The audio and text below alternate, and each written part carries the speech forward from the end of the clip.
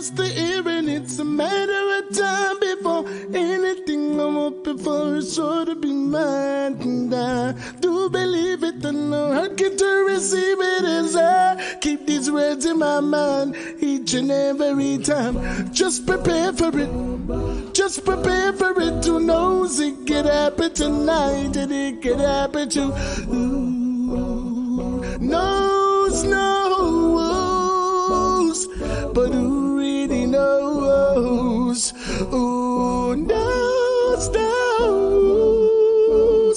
but who really knows? Death sneaks upon you like a thief in the night. Since we're not sure if it's a robber, we gotta live right, though we might get distracted by the things that are outside. We can't go blindly when we enter the light. Before we enter the light, just prepare for it.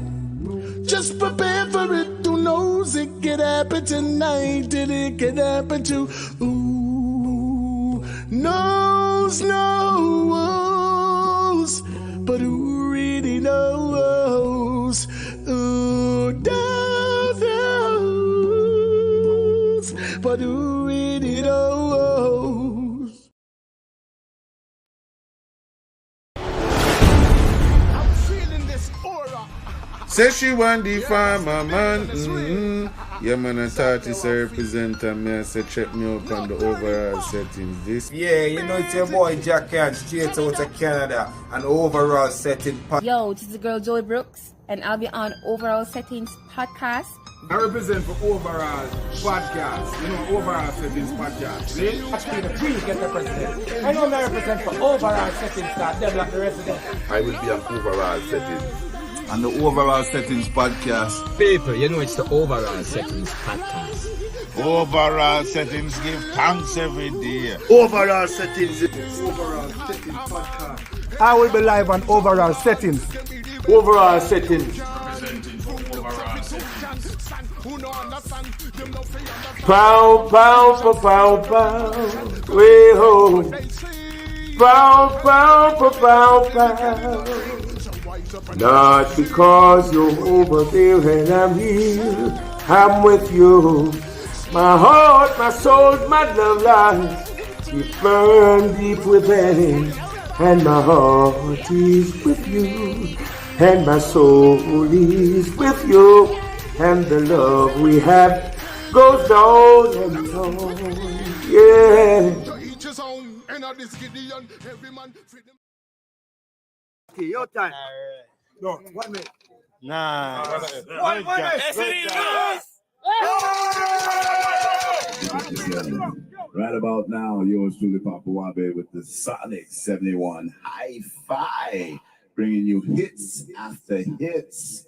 We're going to bring to you the one and only Lady Flame, a.k.a. The Flame. Flame, come in! Now this is The Flame, aka Lady Flame, and this is a special tribute to the queen of Jamaican soul, Phyllis Dillon. If you knew how much I love you, how much I need you, you wouldn't stay away. If you knew you were my one desire, you set my soul on fire, you wouldn't stay away. Now, darling, I know you have found another girl. She treats you nice. I know she's even more beautiful than I. But if you knew how my heart burned for you, and how I long for you, you wouldn't stay away. You wouldn't stay away.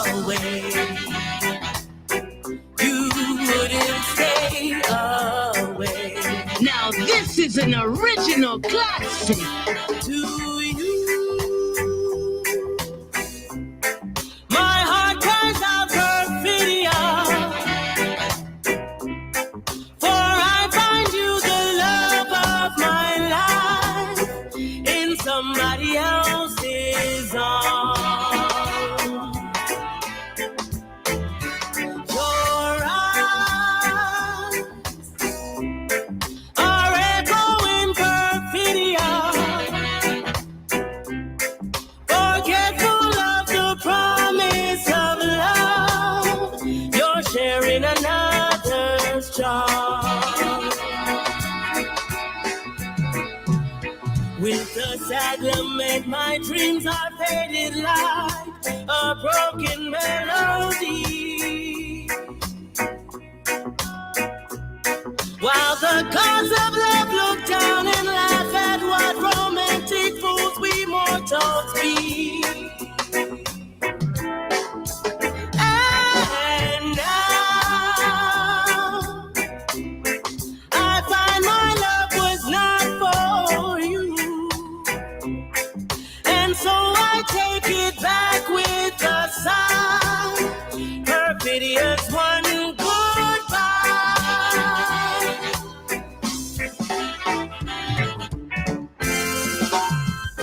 And now this is a crowd's favorite.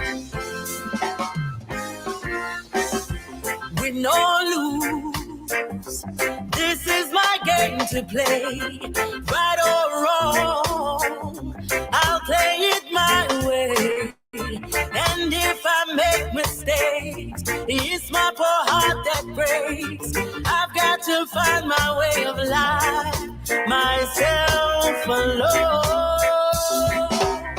I only have one life to live. I only have one love to give. No matter what he is, he touches me and makes me his. Oh yeah, now we're in love. I only have one life to live, and I'm gonna live it. I only have one love to give, and I'm gonna give it. No matter what he is, he touches me and makes me his. Oh yeah, now we're in love.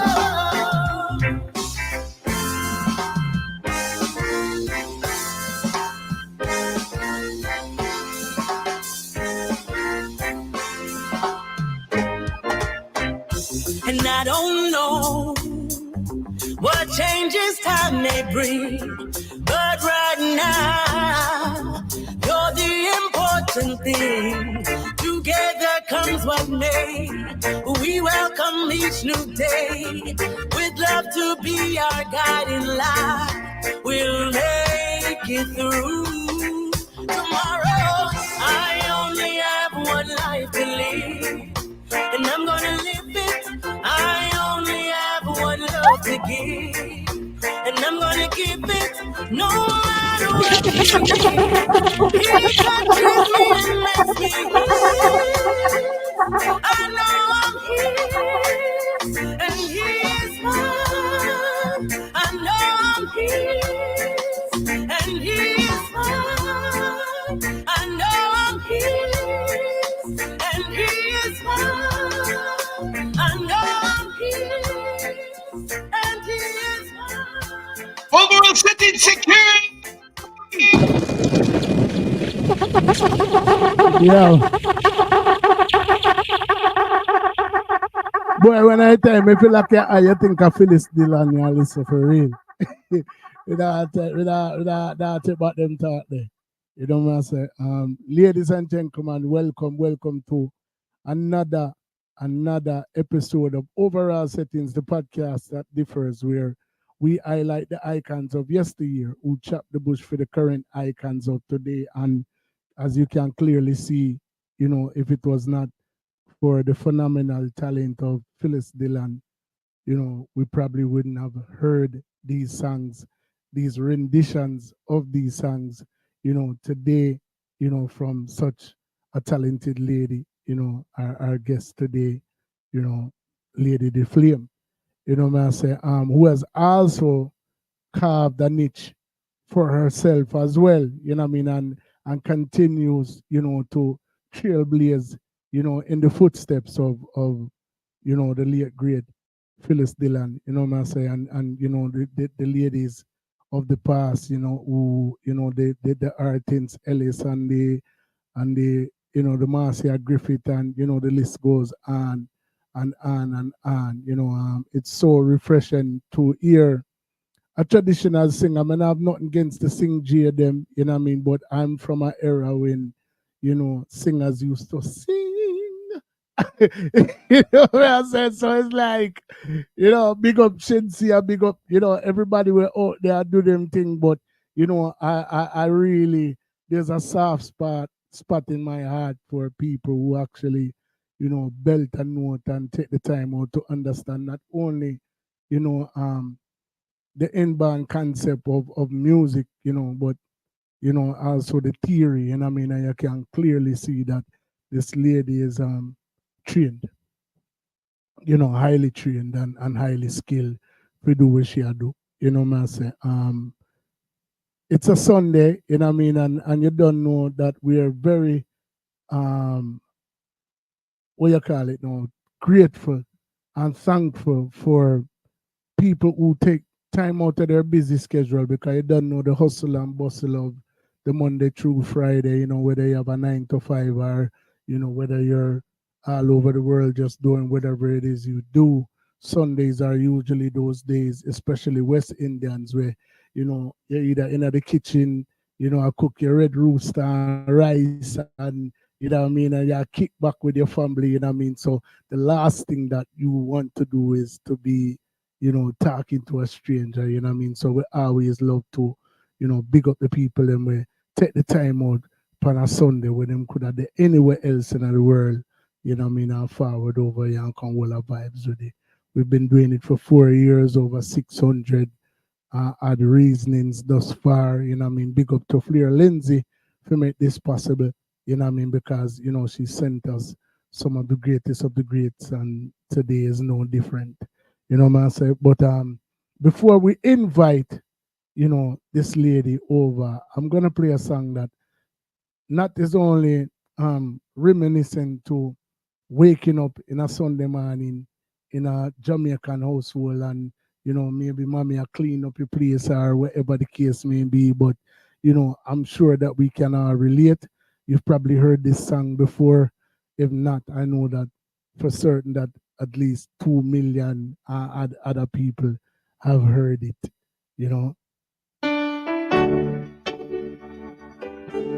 Ooh.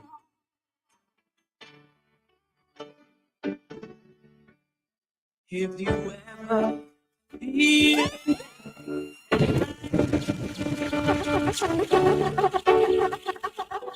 Lady the Flame, we could bless up the place before we go on all the reason there. You hear that?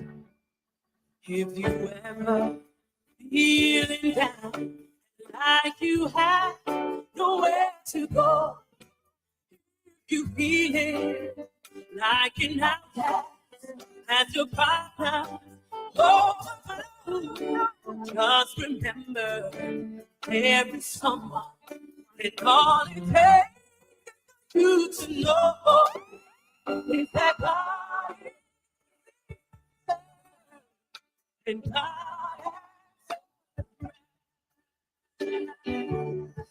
He sees every weakness, every trial, every mountain, and He sees every tear, and He cries it for me. He died for me.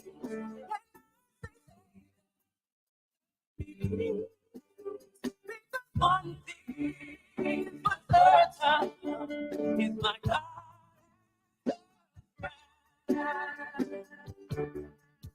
You may be broken and feel bad, but the strength will surely come in the midst of all your heartache Your battle's already won. Just remember, in the hard times, don't give up. Because God is and God does Ladies and gentlemen, without further ado, a very warm overall settings. Welcome to our guest tonight, Lady the Flame. Good night. Good night. Big up yourself, Mama. I'm, floored. Every time I get the opportunity to talk to people with such immense talent, you know what I mean? Because, the stories, I feel like the people who use a different side of their brain are a special breed. And you have everybody who is capable of certain things, but I feel like the players of the instrument and people who are musically inclined have the opportunity and the ability to use a different part of their brain. You know what I'm saying? So we're cut from a different cloth, you know what I'm saying? And I can clearly hear that you have an anointment, you know what I'm saying? And just a pleasure, that you would to make your acquaintance, and I appreciate you taking the time out to, forward over here so we can talk, Yeah. Well, thanks for having me. So it's always a pleasure. So Yeah, well, respect. So what we like to do over here, because what I've get to understand, in this industry is that a lot of times what happens is most of the regular media is only concerned about what's going on now.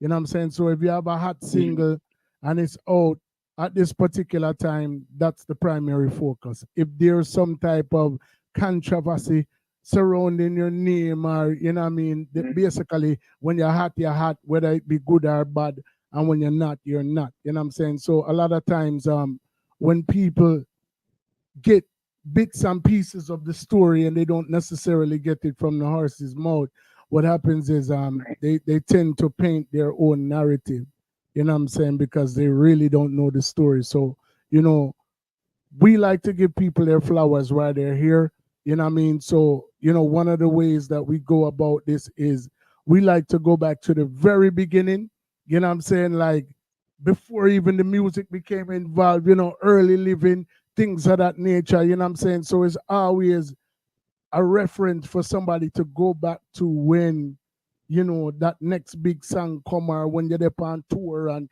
you just really not have time to talk about them things. You know what I mean? So, like that's one of the things we like to do to kind of like curtail any type of negative narrative that's being pushed in the future. If you get what I say, it's like what them say, prevention is the best cure. You know what I'm saying? So we like to get it right from the horse's mouth. So, I know that obviously you were not born Lady the Flame. You know what I'm saying? So, it had to start before that time, you know what I mean? So we have to talk about little Pitney and run up and down at the house, you know what I mean? One go there, so, you know what I mean, reach to when the music became involved, and then ultimately to where we are now, and then what's going on for the future. You know what I'm saying? So where did it all start from for Lady the Flame, aka, if I'm not mistaken, Marjorie? Last name? Read, Okay, yeah. okay. So Yeah. where did it all start? Where did it all start for Marjorie? Well, for me, you can almost say I was born singing. Okay. So when you said before that time, yeah, I've been singing from the age of 2. So yeah, so from I'm very young. I was raised by my grandparents, and my grandfather was the pastor. Okay. And so I grew up in a religious household, so you already know the overflow church every day. You know what I mean? Right. So so once they realized I had a gift of singing. From that age, that's all I pretty much, been doing. I've been singing within church and different churches and stuff like that. Growing up within the choir, school choirs, they elevated me musically again, put me, around the piano, did piano lessons. So for me, music theory started from a young age. Yeah, but my family is like musical. Everybody does something within music. My mom was a singer. Part of also a small group back in the days, and my father played the bass. So yeah, it's just I'm the only one really out of the family that's taking it as a professional career, and out there well known. But I mean, from a young age, from I'm little, I mean, my idea, I'm singing. So I know the surname Reed is definitely a Jamaican. Yeah, it's a very popular. Yeah, you know what I say. You know what I mean, Marjorie as well. You know what I mean, them definitely. So yeah. Jamaican. So you're from a Jamaican background, basically. Oh yeah. Okay. Parents, grandparents, whole family. I'm just already. When they get the opportunity to come to foreign, I mean, and I'm the first generation born here. Okay. So I was born in Washington D.C. So you know what I mean. So I'm the best of both worlds. Right. So what's the Jamaican population like over there? I know that there are Jamaican artists who have actually interviewed from in that area. You know what I mean? Obviously, one of the more notable groups. Somebody actually like you. The band Jamaicans. They were big at a time. Actually, were born here, but there's actually a lot of Jamaican. Based upon what I know, there was a Jamaican scene in DC. Was it like that growing up for you? Okay. Yeah. I mean, DC. Everybody know Washington DC is like a mixing bowl. So it's a place where a lot of people from the Caribbean, not just Jamaica, but all around. Even I would say not even Caribbean. I would say immigrants. Period. You know what I mean? Because it's the nation capital and stuff like that. People always seem to touch bases here first. It's a large mixing bowl, and then New York, as you know, is another large mixing bowl.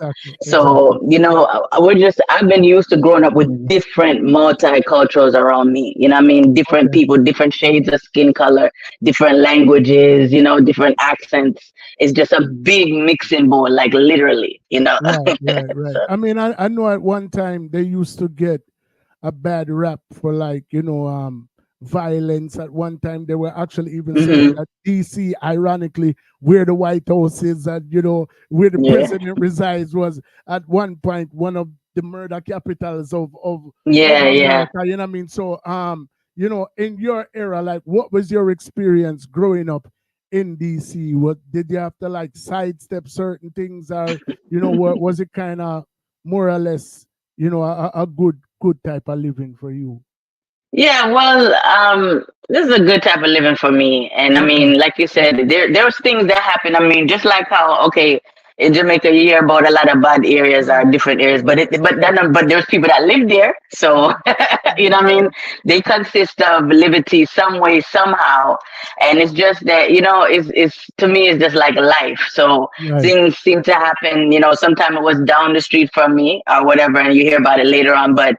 It's just things just tend to happen around you, but it never affected my growing up, my moving around the place or anything like that, pretty much. So right.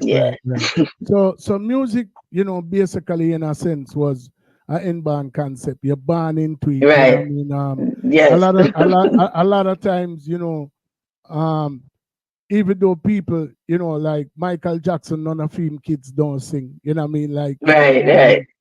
So it still at some point had to become a passion, had to become a choice, had to become a gift that you notice from within. And like you said, even though music was your band, come see music in your family, you were the one who decided to carry the torch a step further. So at what point did you feel music kind of calling you and saying yo, this is outside of the fact that that is my grandfather a pastor, you know what I mean? Me in the church, me there around the choir, mommy sing, daddy play a bass, but like, at what point did you feel it actually sidestepping everybody else and calling you to the point where it's like you had to answer?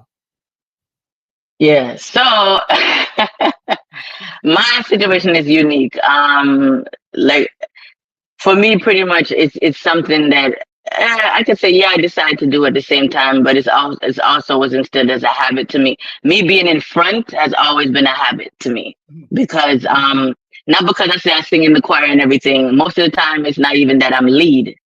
So you know, growing up and especially through my school years and stuff like that, when it become an interest to me, pretty much is, you know, when you're young and you can do something well and people always encourage you and say, yo, you know, that always, you know what I mean, always make you feel as though, okay, you're really good at it. But within school now, the high school years now is, you know what I mean, where you start to be creative, you know what I mean? I start, you know, when I started to write my own music, you know, and start to formulate my own songs, you know, how I want it to sound, how I think it should sound, and, you know, step outside of maybe what people wanted me to do or whatever, or how they want me to sound, and do my own thing.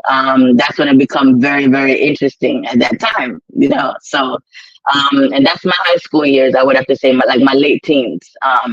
You know, I started to, like you played before the Phyllis Dillon tribute, I started to, you know, do some singovers that people were familiar with.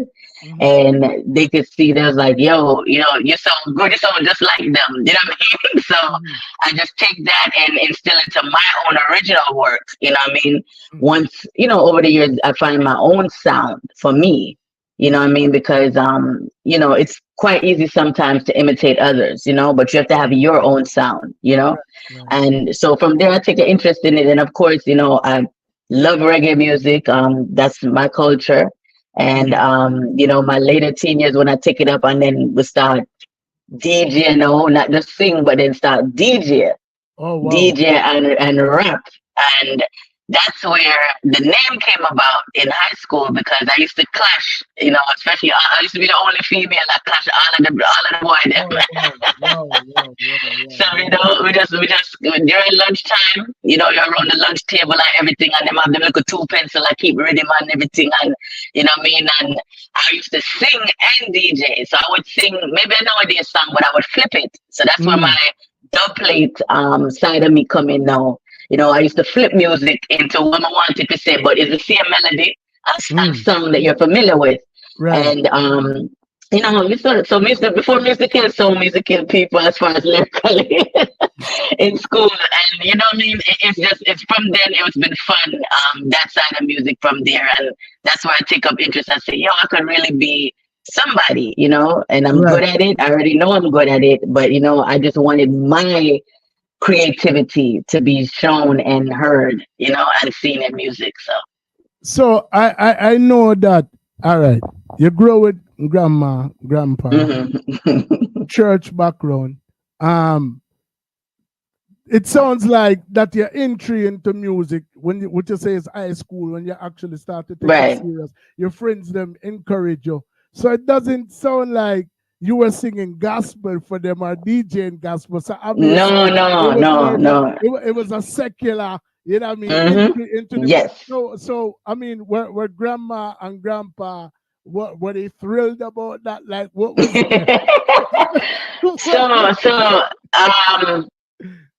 again, interesting. My grandparents, but by that time though, my grandfather had passed. So it's just mainly, thanks. So it's mainly my grandmother from my late middle school years up until I want to say about maybe 16, 17 years ago when she passed.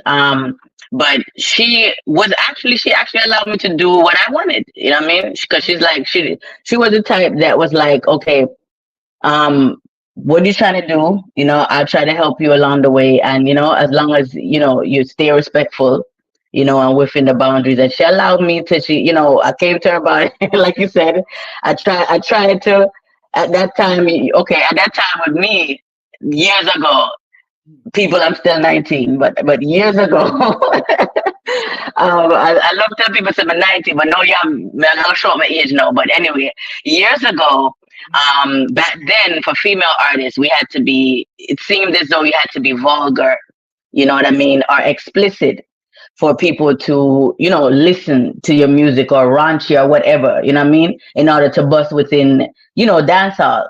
Right. And then, you know, in that genre of music.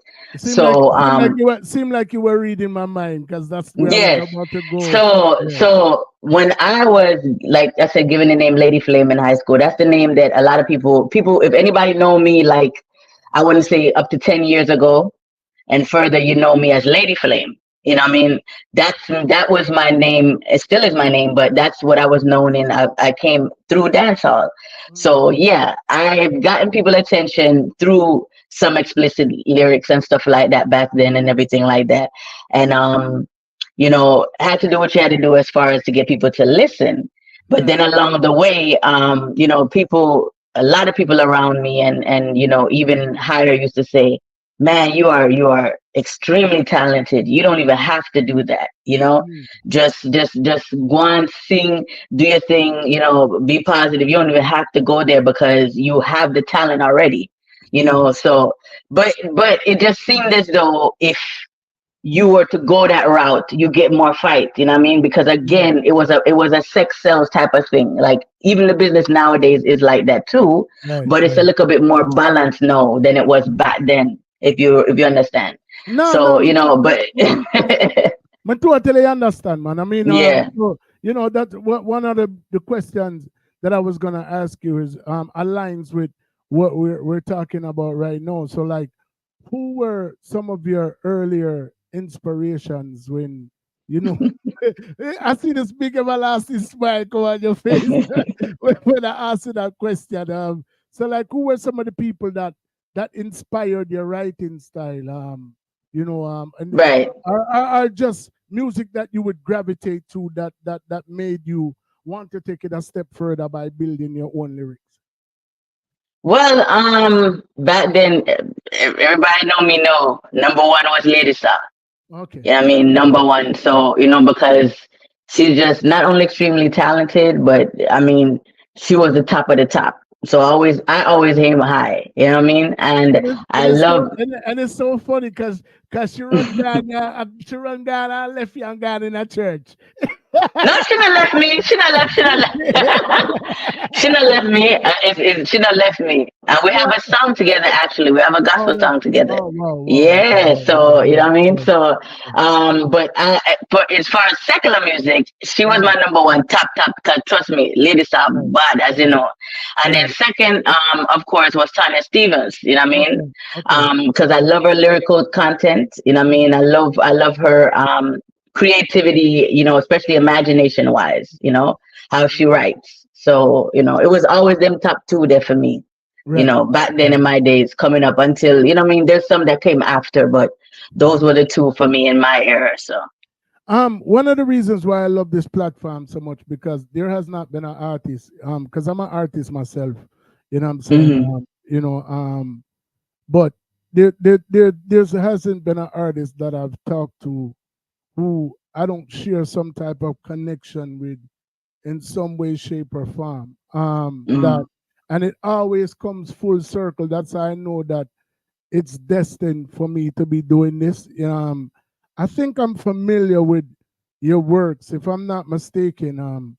There's a DJ who actually resides over there with you, who kind of started his career with me, and his dad resides here in Philly. A DJ by the name of Cyclone. Does that name ring a bell? Okay. Yeah, of course. I think you and him even collaborated several years ago. Yeah, we did. We have, and I did some work, you know, for him as well. So yeah, and it's still out there. Shopaholic is out there. Right. Yeah. So no, it's just ironic, you know. Now it's coming all together in my brain, like, oh, I see him Lady Flame this. You know what I'm saying? Same one. Yeah. You know what I'm saying? So it's like, you know, I know that at one point you were I don't know if it was Half Crazy or one of those songs over in DC you were doing some work with at that particular time. But like I said, it's it's definitely coming full circle in my mind right now. So from school, the beating of the pencils, I'm saying, left the church, Ghana school now. You're starting to build a name for yourself. You said the name Lady Flame came about. How? Like what was the concept behind the actual name, and how did it come about? Yeah, well, it was given to me by my peers in school. So, like I said, we used to clash at lunchtime, and them say when I DJ, it really bond them up, it's because I used to DJ hardcore. Right. And then when I sing now, they said like it's so so sultry and so warming. So they them just call me Flame from back then. So Lady Flame, and I've been walking with that ever since. Mad move. So first time actually recording and hearing yourself doing something that you did, like what was your feeling? Because I know that most artists, when they record, the first time I record something, me listen it over and over and over one at a time. I can't even believe say I'm me. Like, what was your experience the very first time hearing yourself, like on a track and can actually listen back to it? It was very exciting, of course, but why just I gonna show up my age again? I come from record days, so so it's like it was nice for me. Again, in music, boy, yeah, I come from a while back. I started on sound systems, so before we even reached recording studio, but they're on sound system. You understand? A DJ and I sing. You flip over the record and have the rhythm and the rhythm are going. So I'm coming from those days. You know what I mean? So no. We just say, I'm not. No, I'm just in awe. You know what I mean? Yeah. So it started like that for me, and then I used to like say practice or record something on the cassette tape them or the tapes, and then go back and listen it and stuff. Back then you used to can put the tape over the little hole them and re-record over it if you want to. I know nowadays people don't know about that, but you know what I mean. So I come back from some people are looking at this like, what's a cassette? Yeah, so you know what I mean. I used to do that back then, and then when I go into the studio now, because that used to be what the studio used. Now we have CDs, we have straight to the audio MP3 wave files, but back then it wasn't that. You know what I mean? So it was always exciting to hear me over again, and for me to do in the studio work now is where the creativity started to show even more, because I was able to start laying backup vocals and stuff like that. If back in the days of the record, and I like saying you can't do all right, 1 track, 2 track, 3 track. No, it's a 1 go, 1 take. You know what I mean? So so yeah, you know the thing, man. yeah, been in it for a while. So basically, like I said, hearing yourself, you got that particular, you gave me that reaction.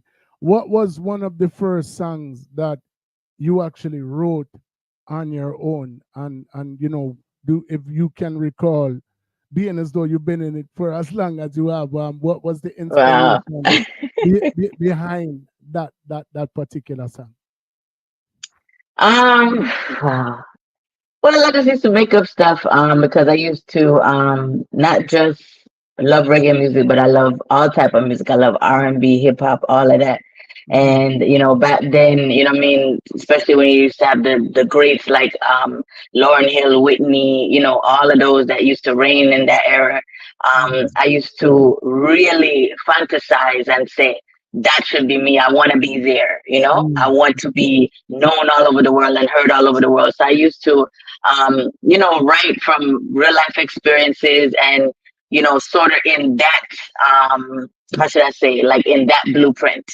So, you know, I used to write R&B songs, love songs, stuff like that. And I would say, you know, if Whitney were to sing this, you know what I mean? Or if, you know, Lauren were to sing this, this is what she would say, or how it would sound, or whatever. You know what I mean? And that's what I used to do back in the day, writing my first songs. So I mean, no, it's crazy when, you know, you're ordained to do these things and how things just kind of like mysteriously present themselves to you, because it's like I can almost tell you how, like, you were marveled by the things that you were able to create, and as time went on, like in retrospect, looking back to when you wrote your first song compared to where you were now, it's like breathing. You know what I'm saying? Like, yeah. But I know the excitement that you felt, and only somebody with a creative mind who's peeling back the layers of this mind, like going, like saying, all right, I wonder if this can work. Because it's one thing to compare your works to somebody else's, but to actually just allow creative juices to flow, put them out, and are test market them to a jury of your peers or people around you, and you get that response, you're like, wow, I might really be onto something. You know what I'm saying? Because it's like you don't know until you actually know. You know what I mean? Like, you just have this gift. You know that it's something that you feel like you should be doing, but at the same time, it's like you don't know the response that you're going to get, because the reality of the situation is nobody really know where the hit is coming from. Right. So that's true. That's true. Yeah, you know, and for me, it was always it's exciting and surprising, because I guess over the years, my confidence started to build over there, because I would write songs. For me, I would go in a creative space where, say, you know, I just think like, all right, what if I'm in front of like 1 million people or 10,000 people? How am I going to get their attention, you know, on this rhythm, or saying this or singing this or whatever? And I come up with the ideas. And then back in the days, I used to, you know, whoever used to be around me or whatever, you know, I said, listen this and whatever. And they would listen and be like, yo, that tough.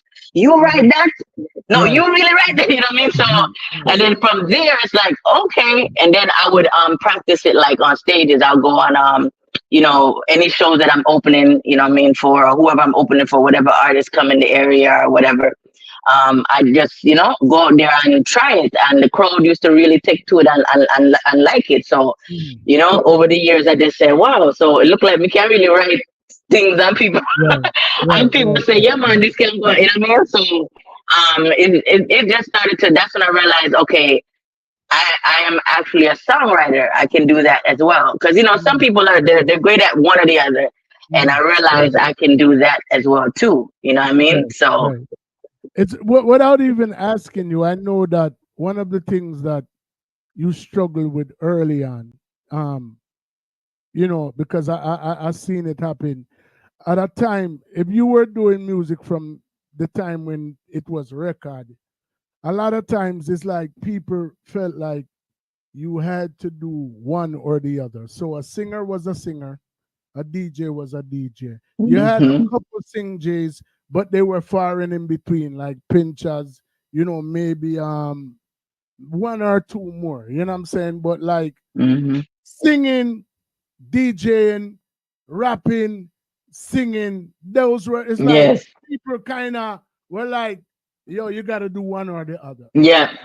So what was it like for you? Because I know you had people who were fans of how you sung, people who were fans how you DJ, you know what I mean? You didn't want to, you as the artist didn't want to alienate either audience, because at that particular time you want every fan that you could possibly get. So like what was it when you were writing, when you were gearing these songs towards a target audience, and I'm saying, and at a time when it wasn't so popular, what was one of the things that you like, what was some of the challenges that you faced doing both? Well, even to this day, I'm just like, that's me. So Yeah, you're right. It wasn't even a struggle.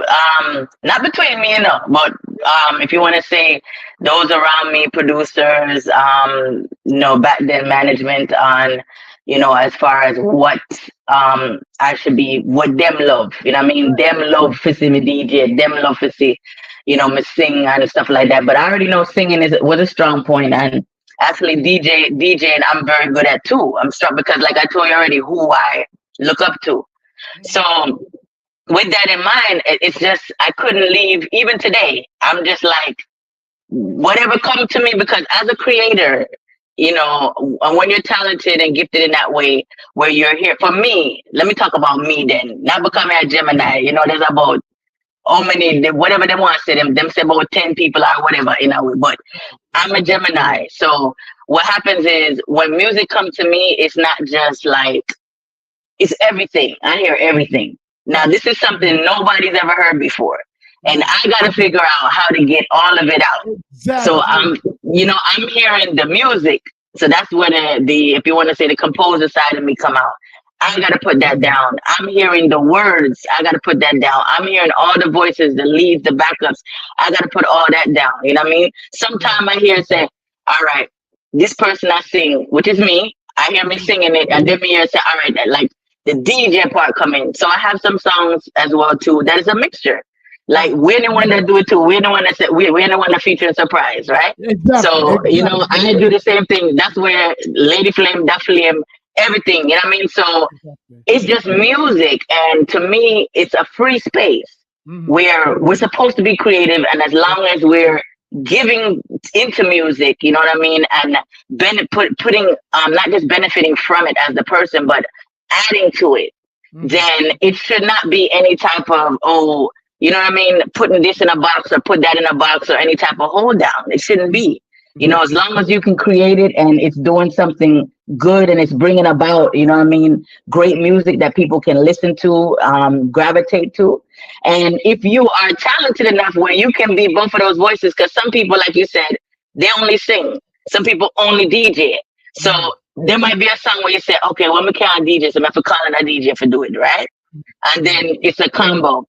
But if you could do it yourself, do it yourself. You know what I mean? If you do it yourself and it sounds good, the greatest part about it is, in retrospect, I don't even think that you understood that you were. Well, give me 1 second, yeah. Sure. No, man, I say lock the front door and just go to the back. I remember say can't push, and then we just come up and come push the button. The back door, because now if you have the bolt them on it no more, can put a new lock on the back door. Yeah, just lock the front door and go to your front. I mean, go to your back. Lock the front door and go to the back. That may I say. Sorry about that, Mama. It's okay. It's okay. Yeah, no, like, what I was going to say is that, in retrospect, looking back at that particular time, you just wanted people to gravitate to what you were doing. But I don't know if you knew this or not, or maybe you do by now, but you were a trailblazer.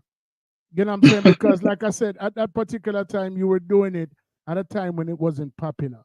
You know what I'm saying? Right. And it came so naturally, and even though people tried to confine, that and compress it, it was something that just kind of like spilled through your pores, and you did it. You know what I mean? Like, there's very few artists that could do what Lauryn Hill did, in her particular time. You know what I'm saying? Like, for her to be such a prolific rapper and singer and composer and songwriter at the same time was unheard of. And even to date, there's still not too many people that we've heard about. I mean, I'm pretty sure there are some people that probably don't get the limelight. You know what I mean? Right. The world obviously doesn't know about Lady Flame. You know what I mean? There's a lot of people, thousands, maybe even millions of people who know about Lady Flame, but not clearly as many as who need to know. You know what I mean? Like Marky, like the world should know who you are. You know what I'm saying? So it's like, you're a trailblazer. You know what I'm saying? And I don't know if anybody's ever told you that, you know, but like I said, I heard your stuff from early on. We're talking about going into about a decade now. You know what I'm saying? Right. And you know, you're definitely you're definitely one of those people who I look to as like, wow. You know what I mean? Once I made the connection in my head, I say, yo, that girl about fit you. You know what I'm saying? Like, you know, it's your publicist's job to, you know, sell you, you know what I mean? But once I got wind of who it actually was, in my mind, I said, John, man, I want the Flair even know who she have. You know, that girl about, you know what I mean? And from long time. You know, from long time. I've been asked. You know what I'm saying? So, you know, so basically from that point, I noticed that Flair put in the comments that you were actually a part of the crew and you were like the only female in that particular crew. Tell us something about that. When did that occur? Was it like right after the era that we're talking about now? Was it long after? And, you know, how did that even come about? And what was that about? Which crew? She said, I remember her being the only female in that crew. Oh, she probably mean by back in the day. Okay, so here in the DMV, trust me, if we had 3 females, that was like many. You know, it was always a lot of male artists, you know, upcoming artists and everything like that. And I used to know like pretty much all of them. I used to reel with all of them, and you know, I was the only one really known down here in DMV. So if that's what he's talking about back then, yeah. So every male group that we've had here, you know, acclaim, all of them, MDK, everybody that rolled to, you know, you mentioned Edley, you mentioned them earlier, Bonds Americans, all of them that rolled through the DMV area, Cyclone, everybody. As far as a female artist, I was the only one to really, you know, hear from day one till now that people, you know about it within the area. And I used to just read with them. Of course, I'm the only one, so you know what I mean? Right. Represented for the ladies, so yeah, so you gotta hold it down. There you go. Yeah. That's so so basically, when was your, I know you said you did the whole cassette thing, which is the entry a lot of us from that era started from. When did you make your first official recording? Yeah, that'll be back then in the record days. My first recording was I sang over the Tony Braxton song. I did a you know, back then, like I said, the reason why I went into the studio was actually to record dub plates. And that was my first recording ever, like in the studio, was to record that. That was at Millennium Studio. If anybody was in DMV, you know that back then. And I sang over the Tony Braxton song, and that was my first recording. As far as, well, I have to really think as far as musically, because I used to work with, although I still do work with a lot of producers now, apart from my own home team. I used to back then work with a lot of producers because I didn't have a home team back then when I began. You know what I mean? Like right now I have Rob on production and that's home. So we create music here, put it out, everything, most of my music that's out there is us. But back then, if you remember, because you're an artist too, so you know, back then, you know, it's when a rhythm come out, and I mean, we after record, but the rhythm were already out, you know what I mean? You know what I mean? So we weren't ahead of the ball, like to say, okay, well, we're creating this rhythm for ourselves, or, you know what I mean? Or before it's released.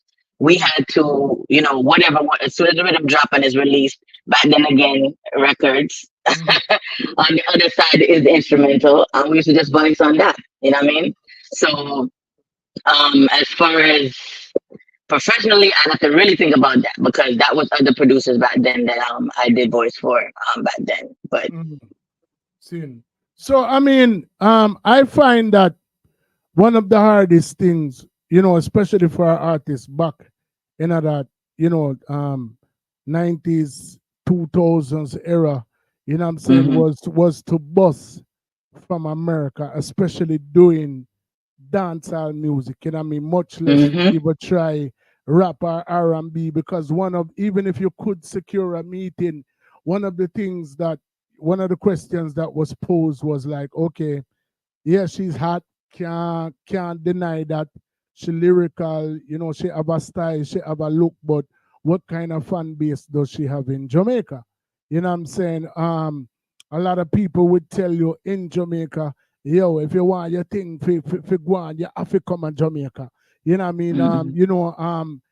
The dancers to me in a foreign are dancers, but at the same time, outside of New York and Florida, you know what I mean, who I would probably be like, I would put on a pedestal with Jamaica. You know what I'm saying? Like DC, Philly, all of the surrounding areas. To me, them not really represent dancehall like oh you'd have say, all right then, if I'm a Jamaica you're there, you'd have to at least they are New York or Florida. You know what I mean? Like, so, what was the struggle like for you trying to develop an identity within the dancehall at that particular time from where you were, from your kind of upbringing? Well, yeah, it was a struggle. Like you said, it's not really. We have our. How should I say? We do have our dance hall here, but like you said, it's not as huge as, like, say, for instance, New York or Florida. And at the time, like I said, I was a lot younger, and music was a lot different back then. Not just the style of music, but the way and how we do music as in business. So now it's you have a little bit more control over how you want to do things, and so that more so was true. I wasn't so quick to want to do certain things. Like I said, I'm a female artist, so back then it was a lot harder for female artists, to be heard or seen or whatever, without, like I said, being vulgar, without you know what I mean, without selling sex, or without doing all those type of things, in order to be seen and get your music out there. Because back then it was a lot more, way more gatekeepers back then. And the system, I'd say it's a system, because it was set to, you have to do certain things a certain way in order for it to work. You know what I mean? And for me, I guess it's just time. It's I could have, should have, could have, maybe, you know what I mean? But then again, with what I feel like what I was born with and to do and to give to music, like, I'm not gonna say it's before its time, you know what I mean? But it's as if I needed to be well seasoned so that I can be undeniable.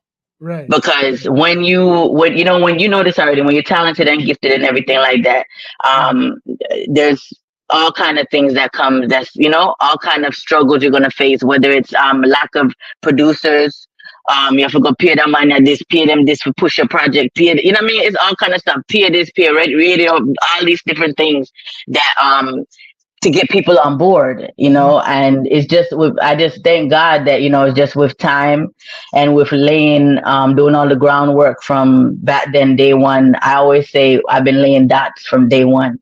And the minute them get to connect and ignite, you know what I mean, then it's over. But you know what I mean? I've just been patient, doing what I need to do, getting myself better, you know what I mean, with everything that I do, so that way I'm deniable, so that all I really need is that 1 minute. If you give me a mic and that 1 minute there, you know what I mean, it's just like, you know what I mean, I just want to be able to just captivate you at that moment, so that that, okay, yeah, you know what I mean, this person, you know, she got it. She knows what she's about. And you know, unfortunately back then, like I said, in that era, I just think it's just the style and the way that business was done back there. It was a lot harder for someone like me, you know, and what you know who I want to be in music. Put it that way. You know, it would have worked. It would have worked for other people, but for what I want to do in music, you know, it wasn't a great way for me to do it that way.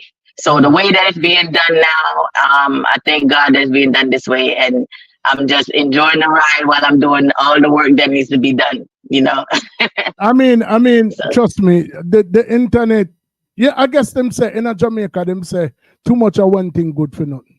So in a lot of ways, the internet is or anything for that matter can be a blessing or a curse, depending on how you utilize it. But there you go. For artists, I feel like if utilized properly, one of the greatest tools that we have been able to obtain is the social media. You know what I mean? Yes. As artists, because it cuts down a lot of the money that we had to spend just to get our names out there. You know what I'm saying? You know, and what way has the, you know, the onset of social media benefited you and your journey and what you're trying to do? Of course, social media has definitely helped me. I'm able to connect to people, you know, all over the world, you know. I mean, we connecting, you know what I mean? I don't know where you at, but we connected. So, you know, I'm able to connect to people all over the world. They're able to hear my music, you know, all over the world. I'm able to you know, they're able to comment, and we're able to dialogue back and forth so that I can see, you know, what they gravitate to, what they don't gravitate to, what they love, what they like. And at the same token, they get to see the appreciation from the artists and stuff like that. And they're feeling like they're a part of the movement because their communication with you, they feel as though you are in arm's length, you know, instead of like, oh, you know, why, you know, I mean, people have different perception of things when you leave it up to your imagination, you know what I mean? So when you're able now, they can connect with you downright and them know that you or you're a team or whatever. When you go out and you perform or you sing here and there, these people come out and support you, and you know, they feel good when, you know what I'm saying, yo, you know, something I follow you, me see everything, you know what I mean? And they feel good when they, you know, they have that arm length reach to you, and then you say, yeah, and yo, I appreciate it, and you know, all these things, and it just makes the connection better, you know, for those that are far away, you know, that you don't know. Some people you don't even know in real life, but they get to know you because of social media. And it's so crazy because, like I said, look how I knew about you before you even knew about me, and that was prior to me even having a platform.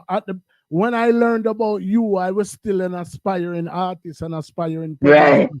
You know, Cyclone was very young in his career at that particular time. You know what I'm saying? So it's like, you know, you'll be surprised. You know, even people like the Phyllis Dillons of the world probably never could anticipate the impact that she would have on even somebody like you, or just people all over the world. Without the presence of the internet, at least you can get an idea. You know, you might not get it because you have people where just I go scroll past or and they will never comment or nothing like that. But at the same time, it's like 2 million views is 2 million views. You know what I'm saying? So it's like if you see 2 million views, you can only imagine like, wow, I was able to get my voice heard, you know, to 2 million people. You know what I'm saying? Or 3 million people, or however many. You know what I'm saying? That's a milestone within itself. Like, you know, so when you first became, now that we're talking about the internet, what was one of the first viral, you know, videos or song that you actually put out, and what was your reaction to that? Well, it's my number one track, God Answers Prayers. That's my number one track. And it's actually, when was it? Last year, I got into the Billion Club. So what happens is there's numerous videos out there with it. So, and then I have it on my page as well. So, to date, it's actually over 1 billion views for God Answers Prayers. And it's my #1 stream song, all over all platforms, not just like YouTube, but everywhere. It's amazing, how that happened. That song came out about 5 years ago, and, before we had the whole COVID and shutdown and all those things. And people seem to gravitate to it a lot during that time. You know what I mean? And just the work of it, production wise, everything, it was just like perfect, and it's my largest project to date. It still is, like, every month. I mean, analytical wise, looking at the numbers. Because like I said, from somebody who started from the church, was inspired by the queen of the dancehall, Lady Saw, not talking about, Marian Hall, to obviously from what I know, you're shopaholic, the finding of the deaths, and, like, what happened on this particular day that you said, I'm going to voice this particular song, not knowing the outcome from it? Like, what? Just bring us back to that particular day if you can. Well, we were, it's life, but we were also working on a reggae album at the time, and we wanted like a closing track, similar to like Till Shiloh that would drive, you know what I mean? Mm-hmm. We wanted something spiritual. So that was my mindset. And then, with life situations and everything going on around, that song just like dropped in my spirit, like the words, everything, like, the whole emotion of it and everything. I just knew it was powerful. And then again, remember, like you said, I'm doing dancehall, reggae, so I wasn't really, although, I come born and everything and grew up in church, and I'm a spiritual person. Everybody know that God me said from day one. You know what I mean? I always said I wasn't going to touch gospel until a certain, you know what I mean? Mm-hmm. So, but it just so happens that that song came and I was like, yeah, I gotta get this out. Mm-hmm. So I just laid my idea. I didn't even professionally record it or anything. Mm-hmm. I just laid my idea. I'm a little, back then, we have a little pang pang or whatever. Mm. And we just lay that little pang pang. I'm gonna lay like a little, I don't even like real drum or not like that, just a little something to keep doing it. And I sent it to Robin, and he was like, yo, this is big, but this can't go for this because this itself needs to be like, you know what I mean? So, right. And we had put it down and said, okay, we're going to get back to it and stuff, but we were shopping around on how we're going to, formulate the whole thing. So during that whole time, like, I don't know how it got out, but it was my blueprint that went viral, okay? That went viral, okay? Wow. WhatsApp, everywhere, it just started running down the place, like, you know what I mean? And we didn't know nothing about it until, like, I want to say, a few weeks after, when I started to get bookings because of the song, like, gospel bookings. And there was, somebody obviously heard it and recognized my voice and said, that's got to be her that's singing it. Because nobody knew who sang the song or anything, Because again, I don't know who choppy line or whatever, but them just leak it out. Them, you know what I mean? Them just leak it out. And it's just like, you know what I mean? Sometimes I think about it, I say, God, I wonder for you, because I know say it. But you know what I mean? It just like, it went through. And I'm telling you, when we got the bookings and the guy was like, yo, this song been #1 for how much weeks in Cayman Islands and same thing in Jamaica. And then we was like, okay, we gotta hurry up and do something. So when I did my little video clip in my vehicle, my car, and I was like, all right, and I sang a piece of the song and I let people know, okay, I'm the original song, writer and singer of the song. And I got like over 1 million views on that. I knew like, okay, people are searching for the song and, and the person. So then that right there was like, the song is what it is. The song title is God Answers Prayers. And that right there, my career just said, boop, like, you know what I mean? So from there, it's like people, like it's like a different whole different lane open up for me. You know what I mean? That we didn't plan at all. We never even dreamt of doing this, you know, at the time. God was like, yeah, I guess if you're right now. You know what I mean? And it opened up, I mean, we were just able to a whole new creative space, you know, especially for me as an artist too. You know, I was able, and it's not like it's an unfamiliar place. Come on, you know what I mean? Right. I'm a spiritual girl, a girl who loves our God, so it's a very familiar place, and so it was exciting to me. You know what I mean? That I was like, yes, I get to venture into this as well, and that was the birth of the name The Flame. You know what I mean? Because we decided at that time to do like a little small reinvention. I'm gonna just take off the lady because during that time, that you know, okay, it used to be a little phase where all the female artists, them lady this, lady that, lady this. So we just said, all right, we're gonna take it off and just go straight to the point and say The Flame, and that's where The Flame came about, and where I have, you know, I'd have to say millions of supporters that's coming at that time of my career that know The Flame. And it's just now getting to know Lady Flame as well. But I have people from way about Lady Flame days like yourself. Whoa.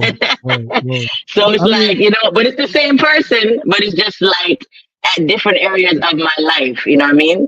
So, you know, and I'm at the point of my life now, like I said, where I'm infusing both because it's me, you know what I mean? I love to do positive music, all styles of music. And of course, I love to do gospel music, you know. So I'm trying to infuse all of my supporters, and that's where Lady The Flame comes from now.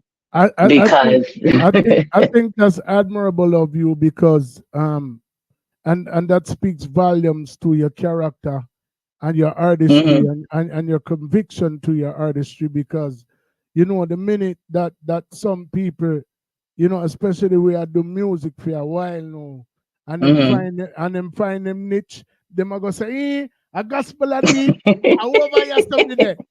Them team all got delete everything was a Lady Flame, delete everything about this and that, you know what I'm saying? So like at the end of the day, I think that speaks to how true you are to the art. You know what I'm saying? Like, yeah, you see spiritually in life. Listen, if you are a helper and a giver like myself, and I think this is why, you know, my music connect with a lot of people.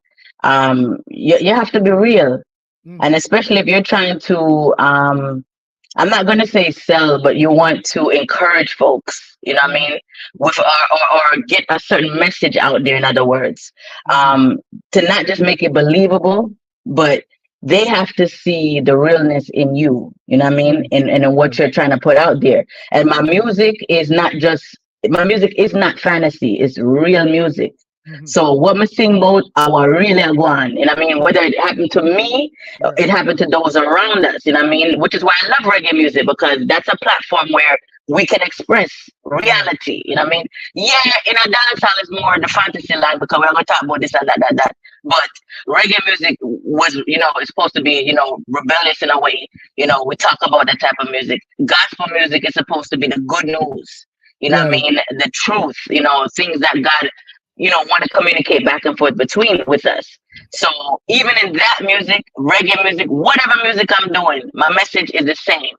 You know, it's encouraging us, it's uplifting us, you know what I mean? It's telling us, you know, on a spiritual level, you know what I mean? Always put God first, you know, in everything you're doing. And no matter what I sing or whatever, that's my message, you know what I mean? And that's who I am. I just love different styles of music. And at the end of the day, I tell people, in music, I'm like a cook. You know what I mean? I want you to eat something. So, you know what I'm saying? We're going to season this up, season that up, season that. You might not like that, but you're going to like that. You know what I'm saying? So I'm just trying to feed you. You know, all of it's good. Everything on the table is good. But I want you to eat something. Walk away with your belly full. You know what I mean? So I guess we anyone, the bigger we anyone, they always say hot food. You know what I mean? So at the end of the day, that's who I am as an artist. You know what I mean? So that's the many different sides of me. I guess that's why I like that many types of music. You know, I love everything, rock, all type of music. It's just important what you say in the music. you know, but the style of music is just our culture. It depends on where you come from or whatever like that. You know what I mean? So I gravitate to it all. And I just love the fact, like you said, that was interesting that you said that. Yes, I embrace both. I bring them all in because at the end of the day, you got to know where I'm coming from to know why I'm like this and who I am. You know what I mean? In my music. A true artist is somebody that you can believe. You know what I'm saying? There's a lot to be said about the latest genre of rap and where it's gone, as far as drill rap is concerned, and we can all, you know, turn our nose up to it or whatever the case may be. But you know, there's no testimony without test. You know, and at the end of the day, why we may have some disagreement with what these children are saying, and you know, it's the life that they're living and it's their testimony. You know what I mean? So who are we to say that, you know, they're wrong? Just like, you know, the lady saws before me and you, and you know, you before, you know. So like at the end of the day, each generation, you know, has their own cross to bear. You know what I'm saying? But at the end of the day, the one reason why me always respect an artist and what I look to from an artist, me being an artist, is their credibility and me being able to believe them. You know what I'm saying? Right. And there's some gunman and badman or whoever them want to call themselves who get up every single morning and before them go, them pray. You know what I'm saying? So who am I to say that you're being fake or you're not true to who you are because you sing a gospel song, but at the same time, you sing a song that the dancer can relate to. You know what I mean? Like at the end of the day, it speaks to how true, like I said, you are to the art. You know what I'm saying? And what I tell a lot of people is not only true to the art, but true to God. Right. Because hear what I say a lot of times. We tend to put God in a box as well. And we should stop doing that, because if you believe, say, God is the all-powerful, all-knowing, all-everything, he's the creator of all, then obviously everything is created for a reason. It's just that what we would say is the enemy use it to do, you know what I mean? What he wants to do with it. But at the same way, that's why I tell people, I'm like, gospel music, it's a genre, you know, as far as the sound, that's how we identify what it is. But gospel music, the reality of it is the good news. So it's supposed to spread any way that you can. Right. You know what I mean? However you can get the message to the people. So I don't limit and I don't put God in a box. You know what I mean? If me have to do a reggae song, we'll put God in a, I'm gonna do that. If me have to do a dancehall song, we'll put God in a, I'm gonna do that. You don't want to put God in a box. And I think, you know what I mean, that is what makes me not just relatable to a lot of people, but, you know, there's people that even listen to, okay, God answers prayers. There's a lot of people that are atheists that love that song, you know. You know what I mean? Because they feel as though it's not a religious song, it's spiritual, and it targets not a set or a group of people, if you understand what I'm trying to say. It's universal. It's universal. And for those, you know what I mean, whoever you want to be, like I said, God, if he's our father, he's everybody's father. That means we have to share him. As much as we love him, I'm in love with God, trust me, we have to share him. You understand? So, and that's the way I just feel about my music. Like, you know what I mean? I want to share it, put it out there, get it to as much people as possible. You know what I mean? And it just feels good to hear people say like, yo, this song, your song really helped me through that time, yeah. Or, you know what I mean? When did I go through this or whatever. And trust me, they come to me with all of their stories. And I love hearing the feedback, because I know that, okay, it's doing something, but not just for me as an artist, but also, yeah, I want God to get his glory. I mean, he gave me the gift and the talent. You know what I'm saying? So if I think the most remarkable part about all of this is that the billion that you know about, you know, there's probably a billion more who will never get the opportunity to tell you how how they feel about how you and your song and how that song came about, how it changed their life. You know what I'm saying? Yes. And I feel like we take for granted as not just artists but just people in general how instrumental we are into each other's existence. And I'm saying, so never you take that role lightly as far as what you're able to convey through the gift that you were given, and trust me, I've been a fan, from Shopaholic. That's been reinforced now that they have the opportunity to actually talk to you. You know what I'm saying? Knowing that you did this particular song now, gives opens my mind to, something totally even different, you know what I mean? But you're definitely be on the right track, you know what I mean? You do what you do, you know what I mean? When it's all said and done, you know what I'm saying, when the curtain goes down, which, will eventually happen for all of us, what do you hope to accomplish with this gift that you were given from God? Well, I definitely want my music to really outlive me. I want it, like I said, I am a giver, especially to music, you know what I mean? It don't just feed me, I feed it as well, you know what I mean? And I want my songs later down years, decades after I'm long gone, everything can still be played. Just like how we still listen Baba, we still listen Elvis and Ray Charles and so many people that's passed. You know what I mean? Michael, everybody that's passed, their music outlives them. And it's still, it's still relevant, you know what I mean? Some way, some shape or form within your life. And that's what I want with my music. I want it to, be there to still encourage people years down the line. You know what I mean? People can put on a track for me and still have bones to it, you know what I mean? 100 years from now. I think you've safely solidified that spot. But, I think you're just being modest at this point. You know what I mean? But trust me, no, I get it. And trust me, I don't think there's any doubt in my mind that you definitely are on the right path. If it hasn't been solidified already, I think it's safe to say that you've done that. What's next on the horizon for Lady the Flame? What can people look forward to in the not so distant future? Well, easily put one word more. There will be more music dropping, more material. We're working on a new reggae EP that will be dropping soon with some cultural music. You know, I mean, I'll get down on the thing now. You know what I mean? So we're also looking to drop some contemporary music as well. Okay. You know what I mean? Different styles of music. Might have some Afrobeats on it, might have this, that, some doo-wop, different styles of music. You know what I mean? I will be dropping another gospel album as well. I dropped In a Worship last year, a gospel album, wonderful album. I also dropped my Lovers Rock EP. It's entitled Lovers Rock. We had dropped it on Valentine's Day this year. It's doing extremely well, you know what I mean? Go run that up, guys. I also just dropped Push, which was late July.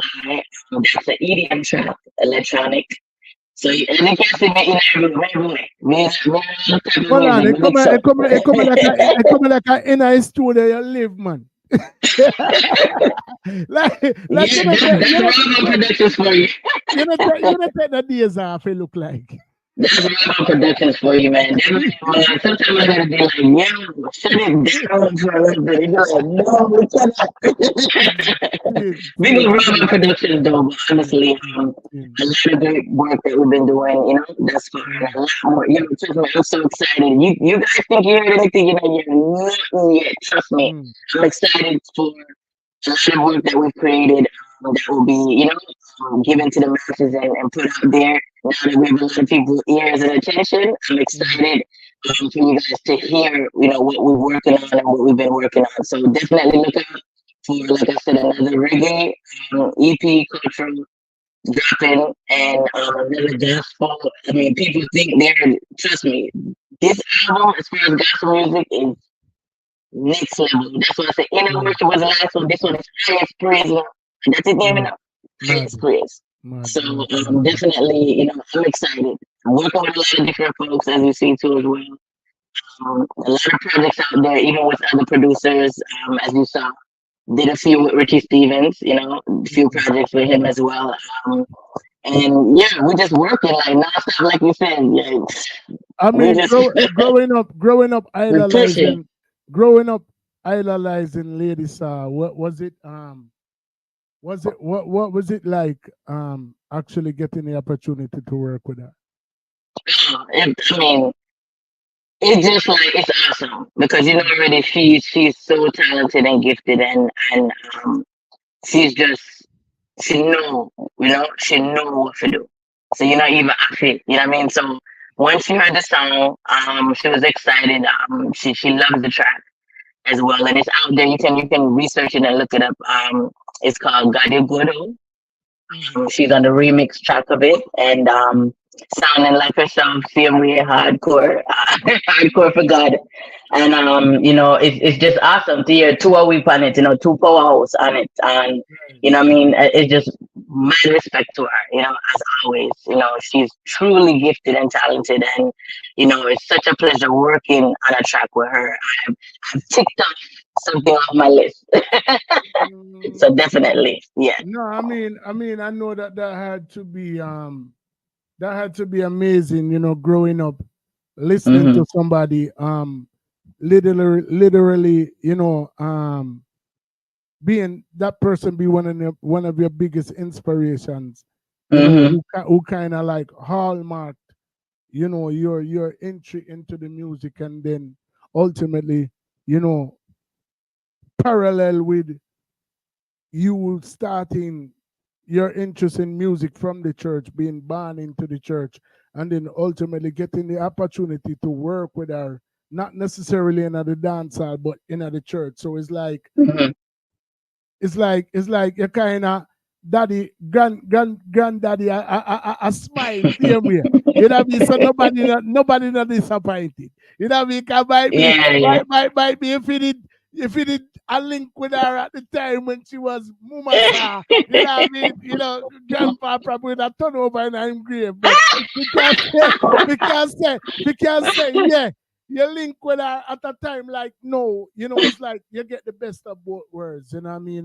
Yeah, as far as working together, yeah, definitely. I've opened for her a few times though within dancehall, but obviously you're right. With working with her and you know, with my supporters out there that's heard the track and that are, you know, supporters of hers as well.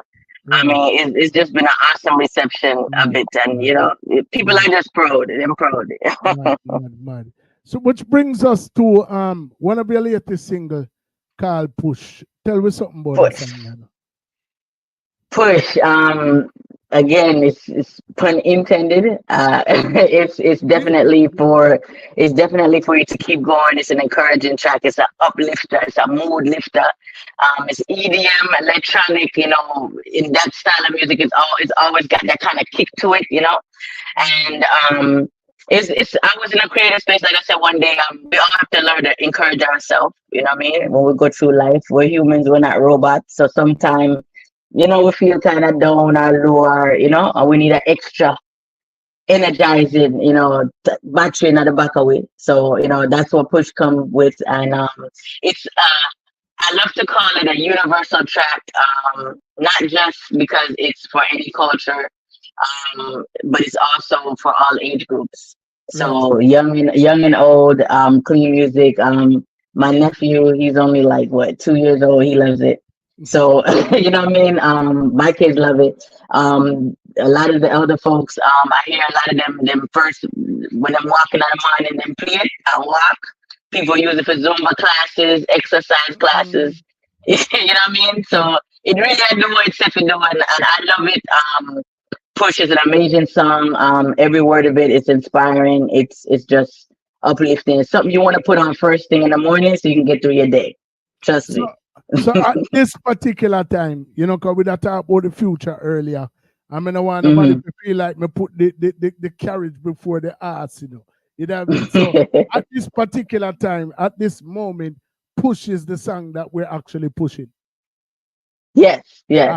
So make we push, you know, and then we're gonna come back on the other side, and then, you know, we can wrap up. You hear that? All right. So this one is called Push.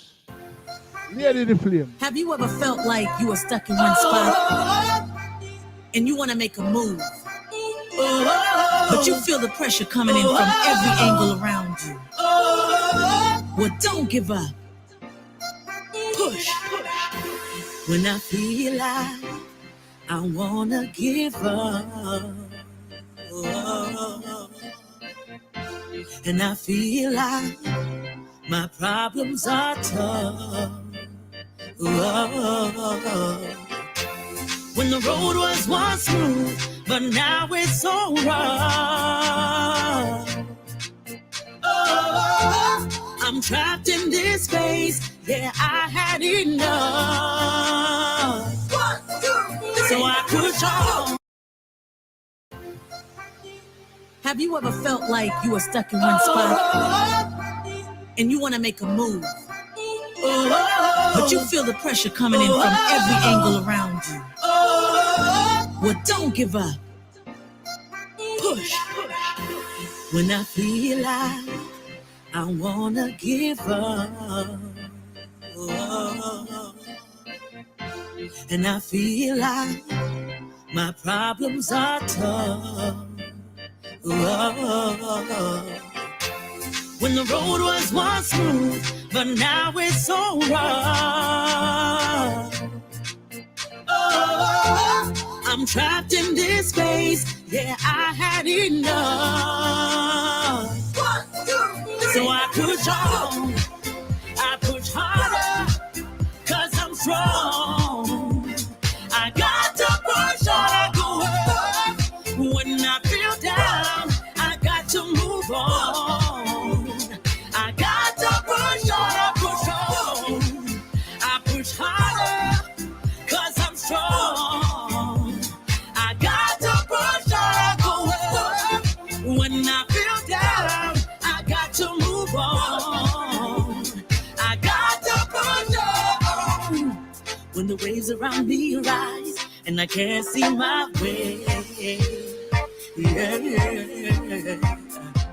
When the billows do roll, no, I'm not afraid. When I hear them say that, bad 'Cause my anger holds on a rock that won't break.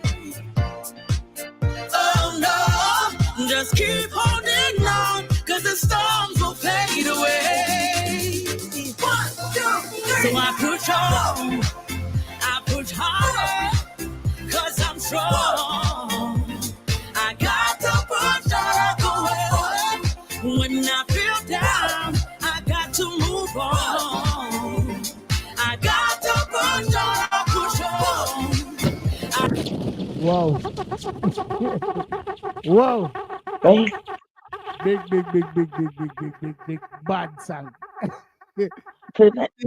Big bad song. big song. I mean, trust me, your writing ability is normal. You know what I mean? And you know, it definitely normal. And you truly are a gem within this music. And I mean, in the intro of the show, we said that, you know, overall settings is all about highlighting the icons of yesteryear who chopped the bush for the current icons of today. But the part where I left out was that who set the stage for the future icons of tomorrow. And Right. you definitely fit into the criteria of a future icon. You know what I'm saying? You're definitely making, you know, paving your way right now, creating your own platform, comfortable within your skin, you know, doing the things that you are doing effortlessly. Because like I said, at the time when you were idolizing ladies, you probably never anticipated being able to work with her in one in one entity, you know what I mean? So that's to show you that, you know, you're definitely on the right track, you know, and you know, we will continuously be there to support you on your journey, you know what I mean? Your newest endeavors, you know, anything that you put forth, you know, we would definitely be an ambassador for that brand, because we've been fans prior to even when we make the reconnection, you know what I mean? But we are going to continue to, support the icons, and the world may know you as Lady the Flame.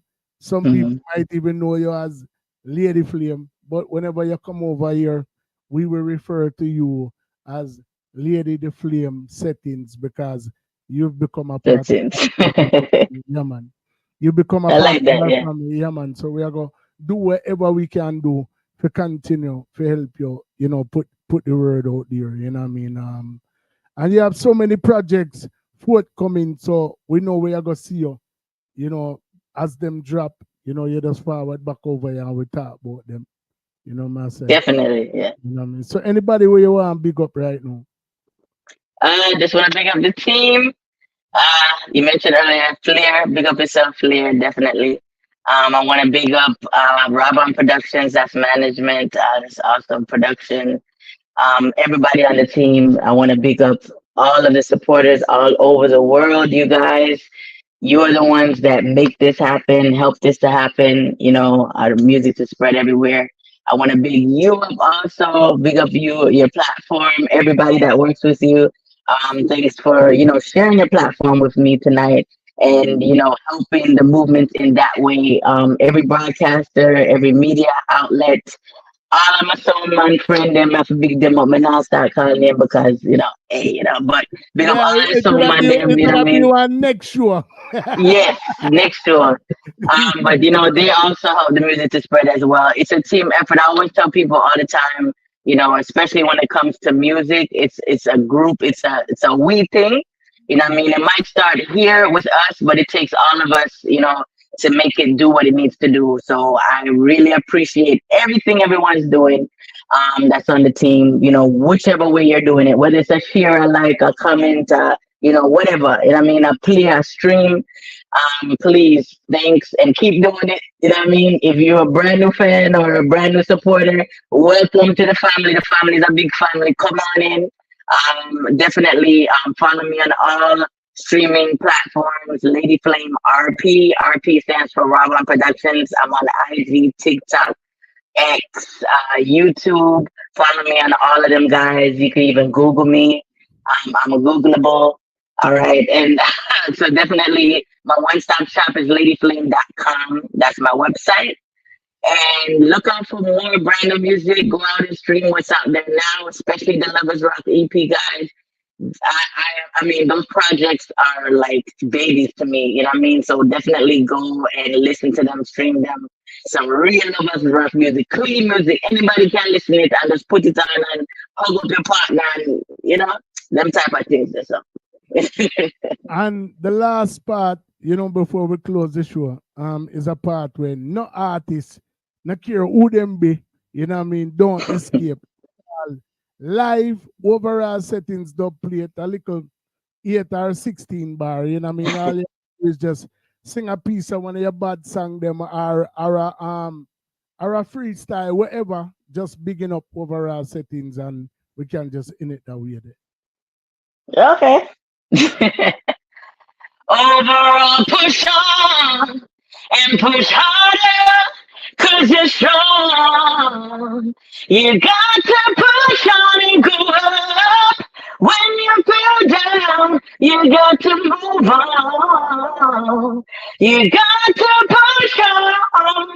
If you knew how much I love you, overall settings, I need you. You wouldn't stay away. It's a girl Lady that play me that don't say you're in tune to the biggest and the baddest place. Overall settings, keep it locked. I mean, say so. Salute! And ladies and gentlemen, yes, Lady Flame Settings. Remember, settings back at the name now, So she's stronger. Big up yourself, Mama. We definitely big up family. Side. As soon definitely. as you know them, please make them definitely. Big up definitely. The team, big up Flair, big up Robon, big up everybody, big up the whole DC era. You know what I mean? The whole of Jamaica. Everybody who rate and respect and love reggae music or just music for the whole. Look out for the artists at the next big thing. Yes. Keep the link. You don't know. One love. Definitely. Big up yourself.